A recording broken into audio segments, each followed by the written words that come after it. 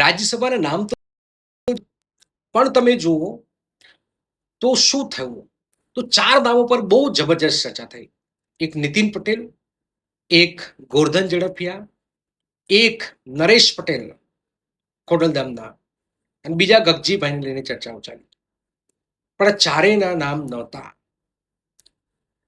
ચલો બે નામ તો આપણે સ્વાભાવિક માની કે નરેશ પટેલ તો ભાજપમાં છે નહીં, તો એમને સાઈડમાં કરે, પણ સામાજિક સેવાઓ એમનું ઉમદા કામ છે તો કદાચ એમને લઈ જાય, પણ નહીં. ગગજીભાઈને ચલો આપણે છોડી દઈએ સામાજિક કામને લઈને.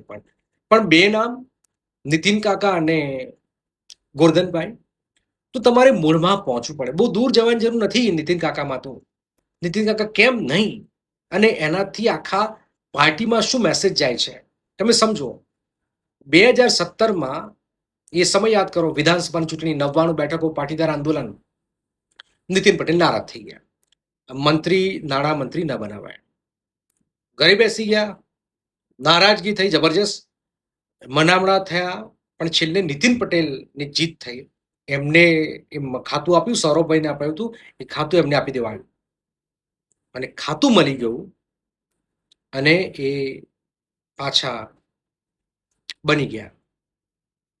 હવે નારાજગી આજે પણ એ નારાજગી છે. જ્યારે બંડ પુકાર્યું હતું ને, હલ્લાબોલ કર્યો હતો, એની નારાજગી જે છે એ આજે પણ નીતિન પટેલને આમને તો વિધાનસભા 2022માં ટિકિટ પણ ના મળી. સિનિયર છે, રિસ્પેક્ટ છે, બધું જ, પણ જ્યારે તમે પાર્ટી સામે અવાજ ઉઠાવો છો ત્યારે પાર્ટી હંમેશા તમને યાદ રાખે છે. તે ચૂપચાપ કામ કરે છે. આ ચાર લોકો કોણ? આ ચૂપચાપ કામ કરનારા જે છે એને પાર્ટીએ મોકો આપ્યો છે. ગોરધન ઝડફિયા યાદ કરો. ગોરધન ઝડફિયા શું છે, આજે એમનું શું થયું છે? પાર્ટીમાં એમનું રિસ્પેક્ટ, બધું જ રિસ્પેક્ટ, નીતિન કાકાની રિસ્પેક્ટ, ઝડફિયાજીની રિસ્પેક્ટ, પણ રિસ્પેક્ટથી શું?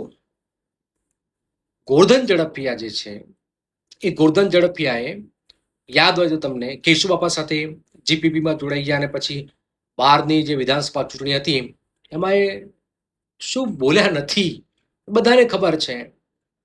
ભલે પછી ભાજપમાં આવી ગયા, તો એ જે તમે બોલ્યા છો, જે કર્યું છે, એ ભલે વર્ષો પહેલા કર્યું હશે, પણ આજે પણ નડશે તમને. એ યાદ રાખતો. રાજનીતિની અંદર શીખવાની જરૂર છે કે ભાઈ, ભલે તમે 10 વર્ષ પહેલા કોઈ વિશે બોલ્યા હશો, આજે પણ તમને એ નડે. એટલે રાજનીતિમાં ચૂપચાપ કામ કરવાની પેટર્ન છે. ચૂપચાપ કામ કરો તો આજે નહીં તો કાલે. આ ચાર નામને કોણ ઓળખતું હતું, પણ આજે હવે બધા ઓળખતા થઈ ગયા. તો આ તો વાત છે, આ તો રાજનીતિ છે ભાજપની. સમજી જાવ તો સારું છે. નમસ્કાર.